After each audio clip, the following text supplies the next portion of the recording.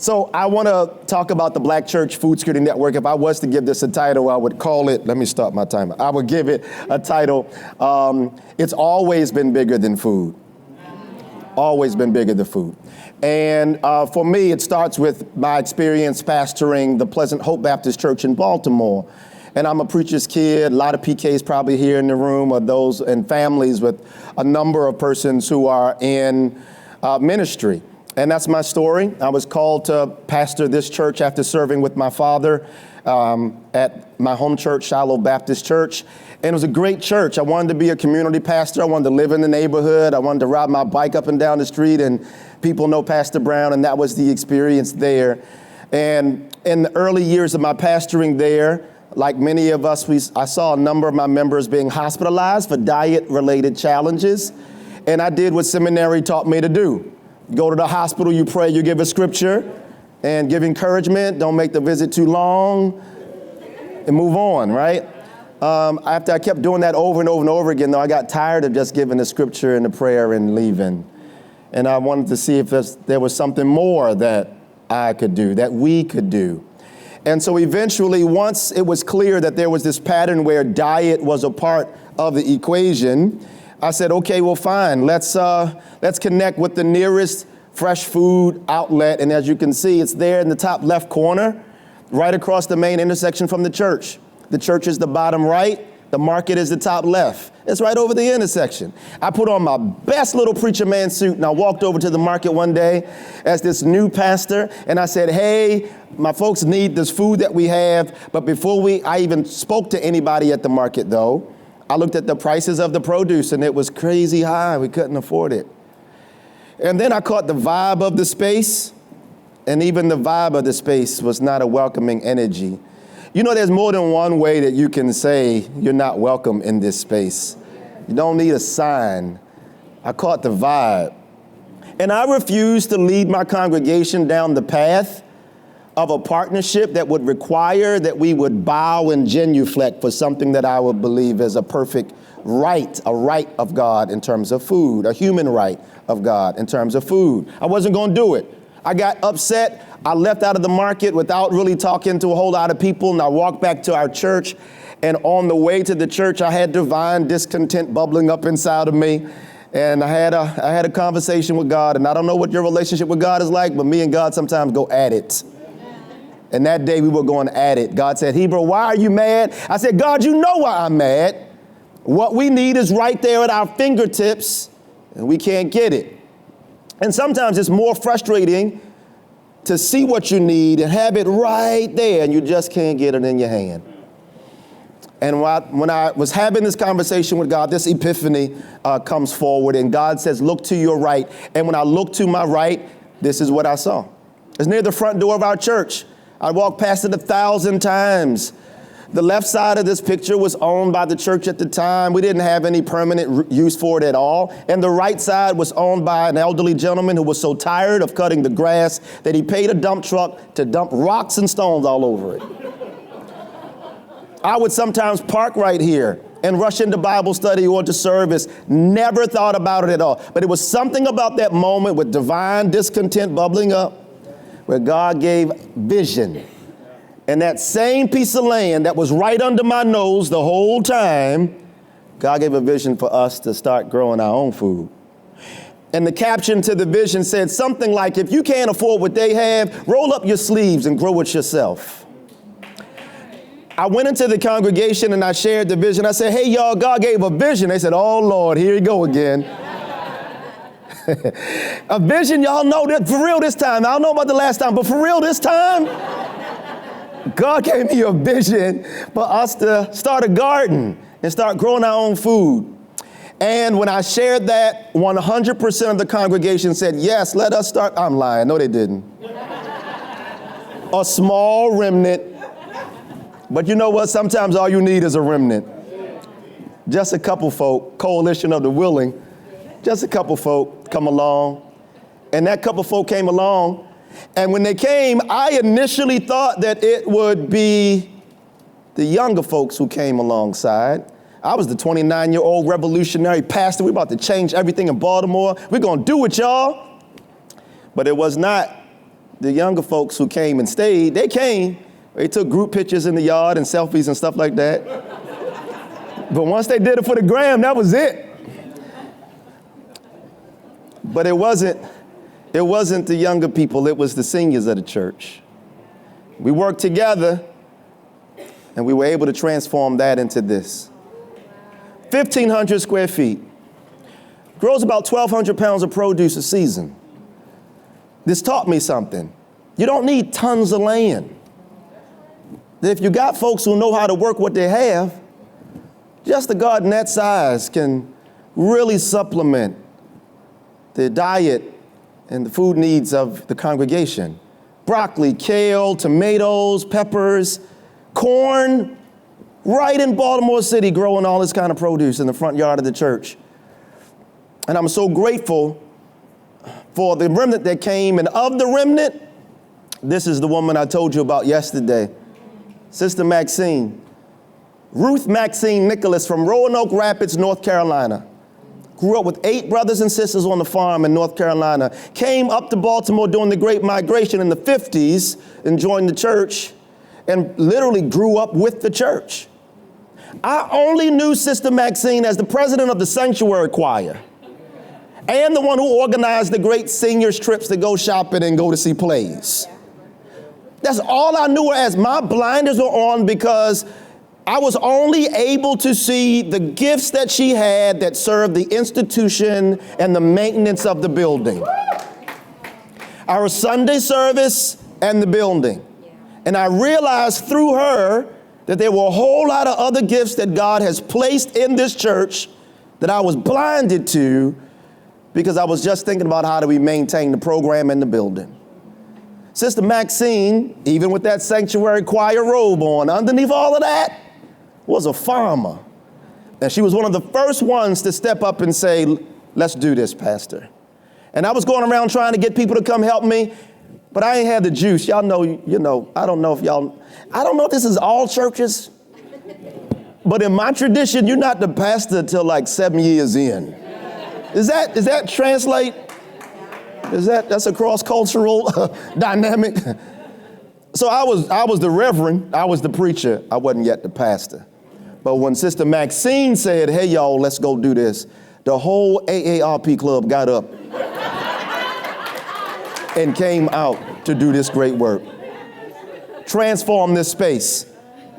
And so the word spread so fast, word of mouth, other pastors, other ministries, other churches, that I started getting calls to come help them do the same thing in Baltimore.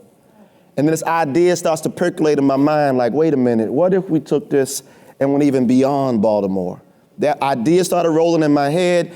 And then in 2015, after the homicide, the death, the murder of Freddie Gray at the hands of Baltimore City Police, our city went up too, and it was communities that were near the epicenter of the protests and demonstrations that started calling our church for food. The corner stores were closed. Public schools shut down for a couple of days, so all the free lunch, breakfast, all that kind of stuff was not there.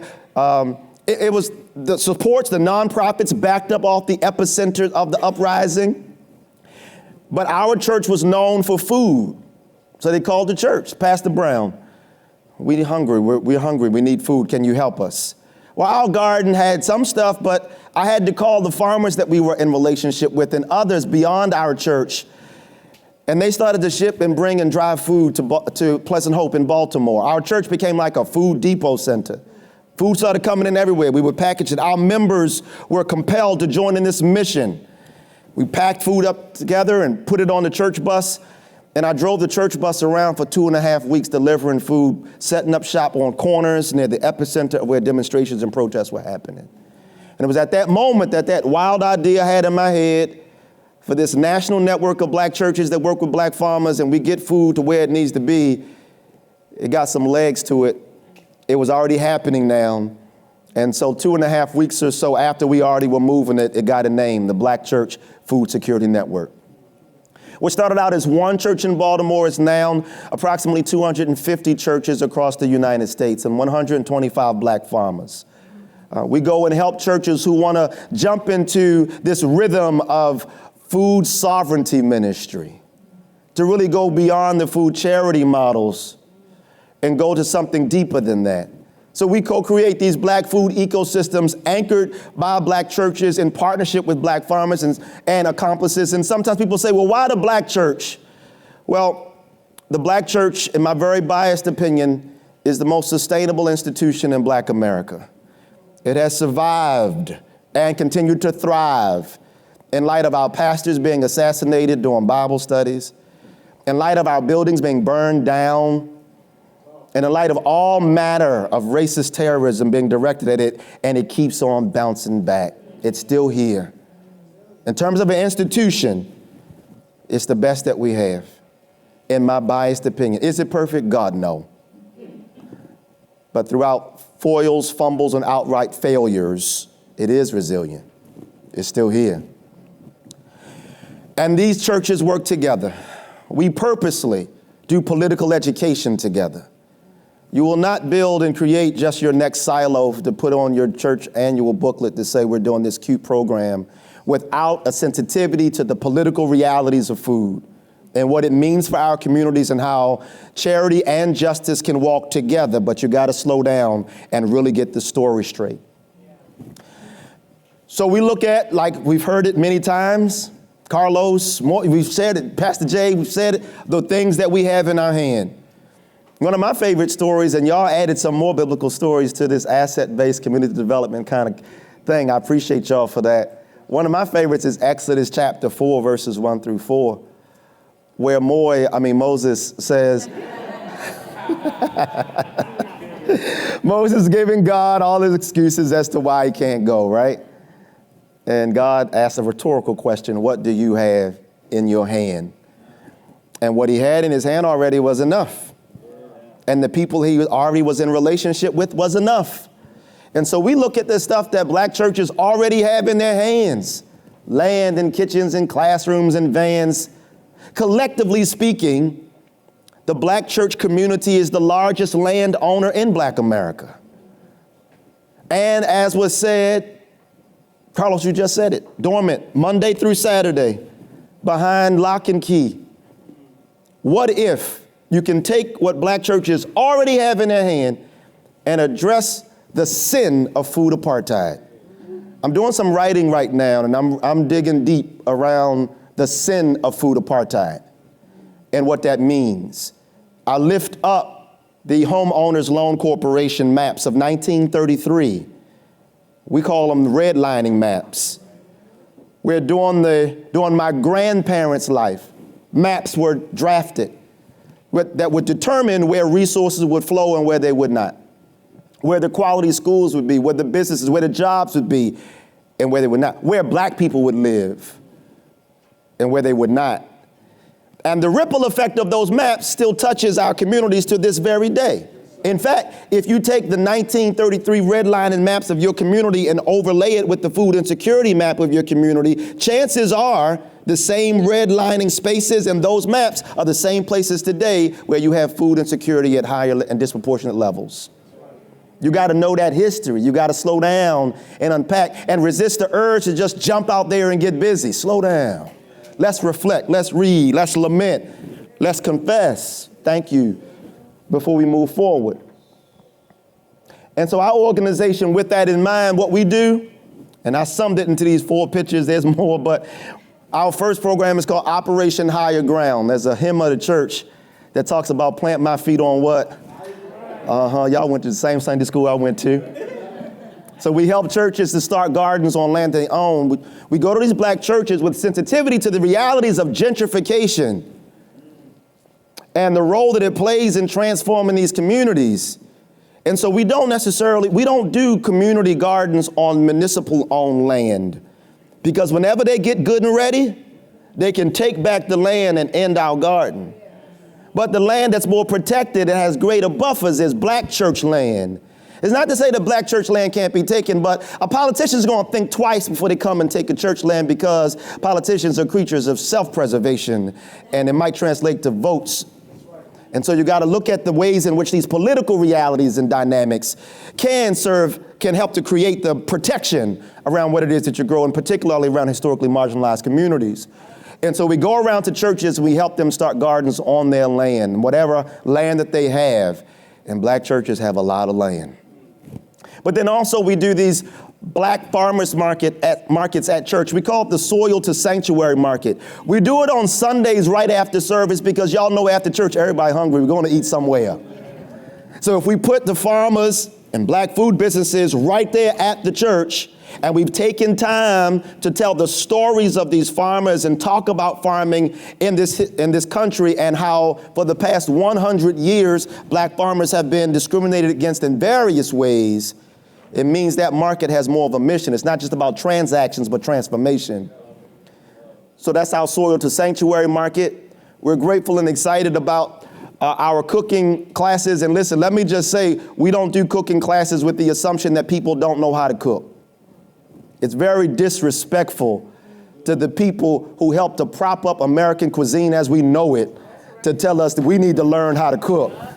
We took what we had and we created some of the most delicious dishes that the world has ever seen and known. And so instead of looking at it in we're going to teach you how to cook, we create space and room for us to share our grandmother's recipes and our stories in the kitchen and the ways in which that is very powerful and empowering to us. And then finally, we have our art program like Noah's Ark. And this really took off right before the pandemic and then went even higher during. But we connect the dots between black farmers and black churches, and we pipeline nutrient-rich produce straight from the farm to the church. And it's been amazing to get to places where we can help black farmers find niche markets and help black churches get the food that they need and see how each other's pain point actually becomes each other's solution if we come together in community. And so the garden, the market, the cooking, and the food value chain work that we do, now we add to it our citrus fruit orchard in Jacksonville, Florida, where one of our churches made land available for us to start our own orchard. And we'll be moving our own oranges and other citrus fruits up and down I-95 through our various member churches. We figured if Tropicana could do it, we could do it too.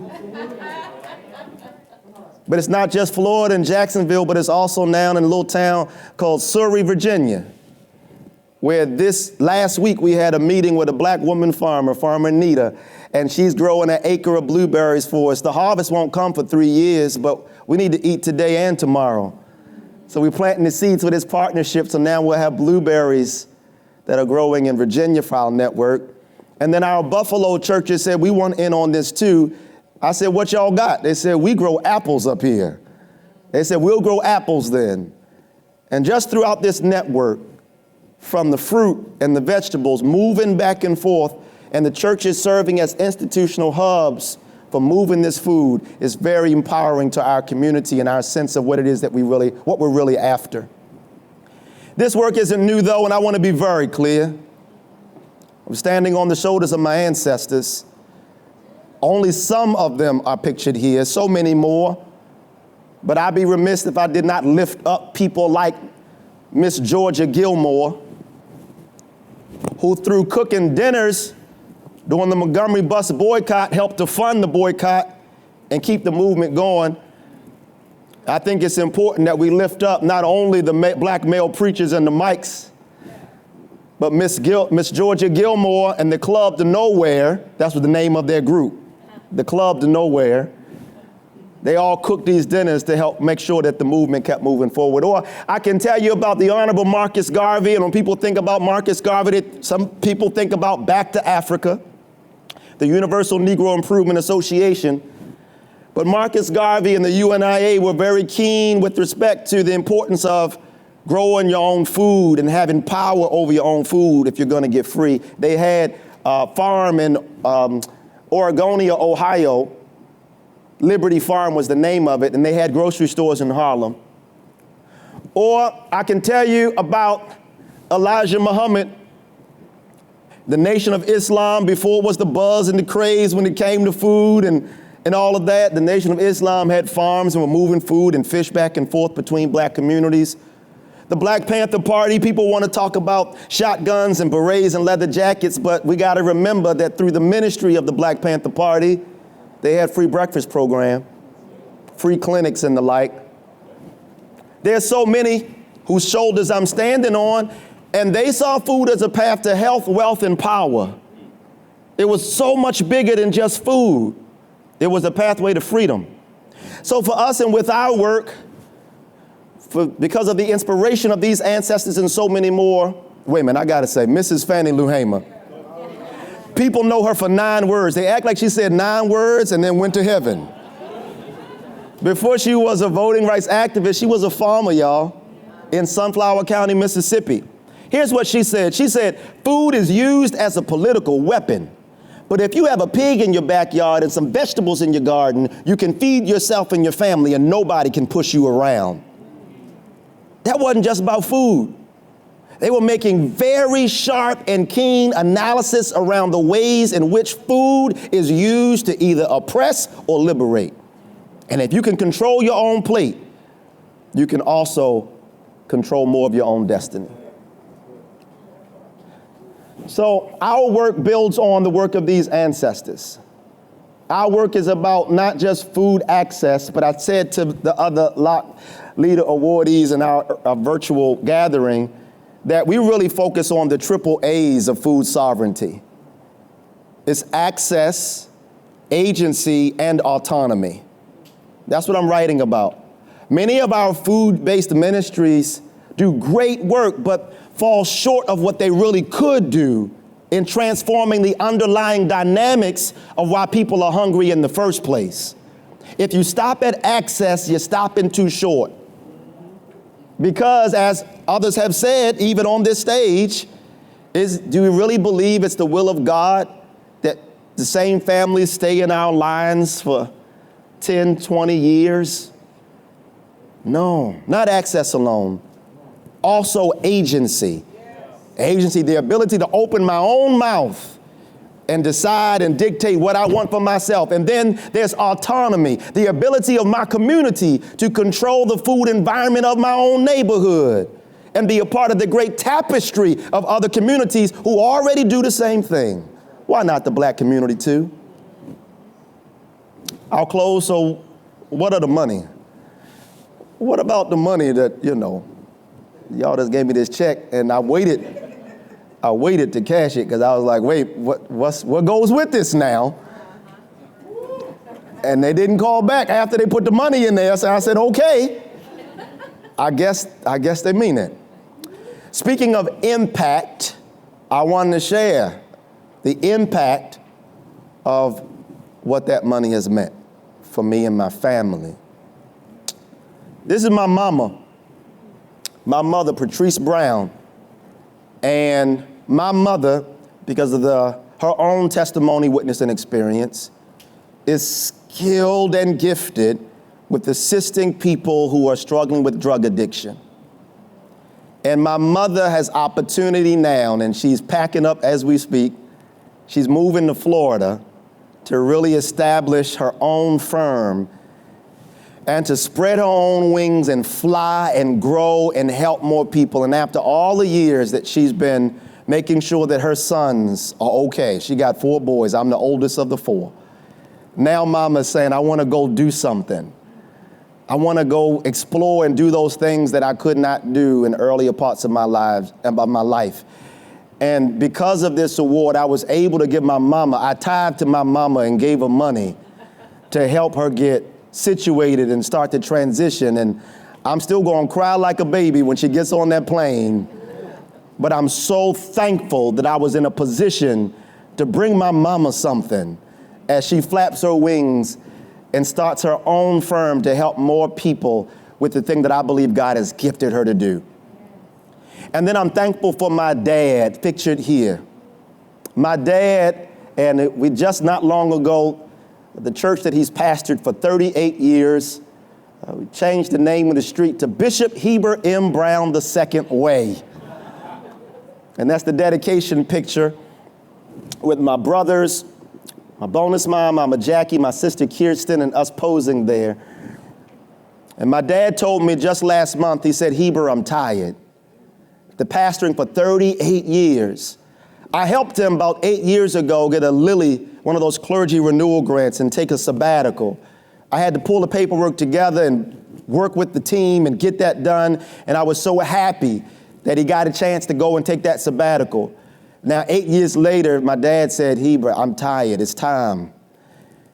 And I'm really thankful that because of the support that you've given, I'll be able to give my dad a break. My dad said, the last time Lily paid for it, this time my dad said, whether the church pays for it or not, I need a break. I'm gonna take a break. And he was trying to stress and think about how he could even do it. And then y'all called. And I was able to give my daddy some money so he can take a sabbatical this summer and take a break, take a breath. He turned 70 years old on March 12th. His birthday's coming up. And I can't wait. Y'all don't put this on air until after the 12th. But I can't wait to present him with money to go away and rest. And we'll take care of things, and he doesn't have to worry about it because it's taken care of. I'm grateful for your support to make that possible. Speaking of impact, this is my dad's oldest sister. She just passed away in August of last year, Reverend Dr. Mary Catherine Kitty Smith. We just called her Aunt Kitty. Aunt Kitty was a trailblazer in government and corporations, a professor, a preacher, a pastor, just doing all the things. She went home to be with the Lord last year. As is often the case with people who give, sometimes the things that they need are not tended to as well as they need to be. So Aunt Kitty lived in rural Virginia on 80 acres of land in a house that was her dream house. 5 bedrooms, a full bathroom in every bedroom with a lake right behind the house. But when her health began to fail, Aunt Kitty wasn't able to keep up with the bills related to the land. So after the funeral, I talked to her grandchildren, my cousins, and I said, how are things going with everything? They said, Heber, there are liens on everything. On Aunt Kitty's home in Richmond, there's a lien, and on the home that she named after her mother, there's a lien in rural Virginia on this 80 acres as well. And my cousin Chanel said, Heber, I'm tired, I'm pouring all this money, I just want to sell it. I said, wait. Because anybody who knows anything about the story of black land loss and black land theft in this country, you know how significant, how important it is for us to do everything we can in our community to keep the land in the family. And so she said she wanted to sell it. And I said, hold on, let me just come take a look. There's those 2 boys again. Heber the fourth and Ethan. I took them down the first weekend of the year when they were out from school, and we went down to Aunt Kitty's, and there's the house in the background, this is the land, and the lake is right there, and we just walked those grounds. And then as we walked those grounds, I just felt like I'm supposed to be here. 1 mile north of where Aunt Kitty lives is this historical marker, Reverend Vernon Johns, who was the OG of the civil rights movement before the world even knew a Martin Luther King Jr. existed. And Vernon Johns was born and raised and farmed 1 mile north of where Aunt Kitty's land is. His remains are buried right under a tree next to the sign where the land is. The family doesn't own the land anymore, but the marker is there and the story is there. And I believe Vernon Johns is part of the voice in my ear saying, come on down and slow down a while. And so we put the video up, we took this drive and got in the car, this long driveway. If anybody else had to take long rides down long driveways down the country during the summer, that was our story. The Wi-Fi ends at the mailbox. So if you got an email, you better check it at the main road.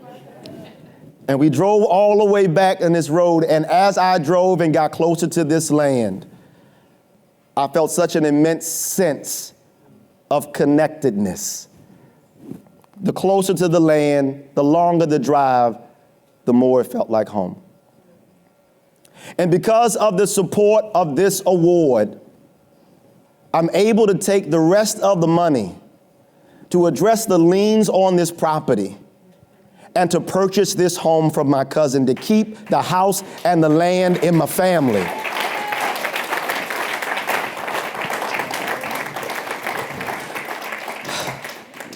It's not just about the organization and the work.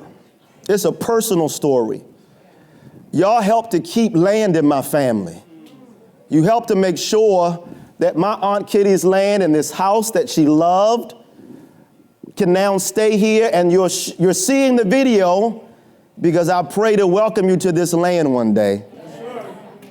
Because I see a space where groups and cohorts and delegations can come down to the country, come grow food with me on the land. Let's put our phones up and get closer to soil. Let's get to know each other better. Let's unplug from the rat race of the world and tap into the deep spirituality that's right under our feet here in rural Virginia, outside of Farmville. I'm gonna buy this house with the money y'all gave. I'm gonna fix it up. And don't be surprised when I call you back and say, y'all come on over and rest a while. Thank you.